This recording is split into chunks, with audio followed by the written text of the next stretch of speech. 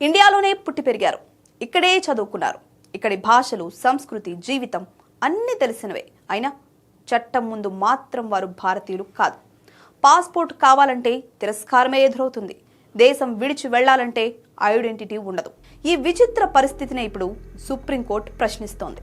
ఆంధ్రప్రదేశ్లో పుట్టిన ఒక యువతి కథ ఈ దేశ పౌరసత్వ చట్టాల లోపాలను బహిర్గతం చేసింది. పుట్టింది ఇండియాలోనే అయినా తల్లిదండ్రుల పౌరసత్వం కారణంగా ఆమెను విదేశీయురాలిగా చూశారు.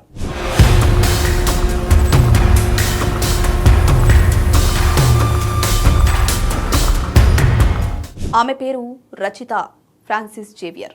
2006లో ఆంధ్రప్రదేశ్లో పుట్టింది. ఇక్కడే చదివి ఇక్కడే పెరిగింది. కానీ ఆమె తల్లిదండ్రులు అప్పటికే అమెరికన్ పౌరసత్వం తీసుకున్నారు. అదే ఆమె జీవితాన్ని మలుపు తిప్పింది. 2019లో రచిత విదేశాల్లో ఉన్నత చదువుల కోసం భారత పాస్పోర్ట్కు అప్లై చేసింది. కానీ కేంద్ర ప్రభుత్వం ఆమె దరఖాస్తును తిరస్కరించింది. కారణం ఒక్కటే, తల్లిదండ్రులు భారతీయులు కాదట. పుట్టిన నేల ఇండియానే అయినా చట్టం ముందు ఆమె విదేశీయురాలిగా మారిపోయింది. దీంతో ఆమె ఢిల్లీ హైకోర్టును ఆశ్రయించింది. 2024లో హైకోర్టు సింగిల్ జడ్జి రచితకు అనుకూలంగా తీర్పిచ్చారు. ఆమెను పర్సన్ ఆఫ్ ఇండియన్ ఒరిజిన్ గా పరిగణించి పౌరసత్వం ఇచ్చే అవకాశం ఉందని చెప్పారు. కానీ కేంద్ర ప్రభుత్వం దీన్ని సవాల్ చేస్తూ అప్పీల్కెళ్లింది. High court division bench single judge తీర్పును రద్దు చేసింది. దీంతో రచిత మళ్లీ కష్టాల్లో పడిపోయింది. ఇప్పుడు ఈ వ్యవహారం సుప్రీంకోర్టు ముందు నిలిచింది. ఇక్కడే ఒక పెద్ద ప్రశ్న తలెత్తింది. భారత్లో పుట్టిన వారిని కూడా పౌరసత్వం లేని వ్యక్తిగా చూడడం న్యాయమా? ఈ ప్రశ్నకు సమాధానం వెతకడానికి కోర్టు గతాన్ని తిరిగేయాల్సి వచ్చింది. 1950 నుంచి 1987 వరకు ఇండియాలో పుట్టిన ప్రతి వ్యక్తి భారతీయుడే. తల్లిదండ్రులెవరు, ఎక్కడి వారు అన్నది అసలు అంశమే కాదు. అయితే 1987లో మొదటి మార్పు వచ్చింది.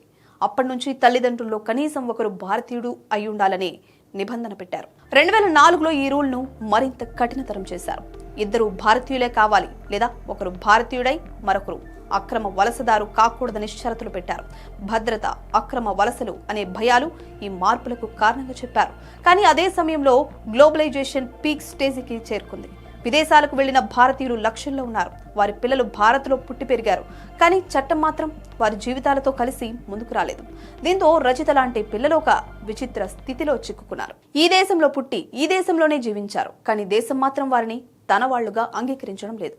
ఇప్పుడు సుప్రీంకోర్టు ఈ అంశాన్ని నేరుగా ప్రశ్నిస్తోంది. పౌరసత్వం అంటే సమాజంతో ఉన్న అనుబంధం లెక్కలోకి రాదా అని క్వశ్చన్ చేస్తోంది.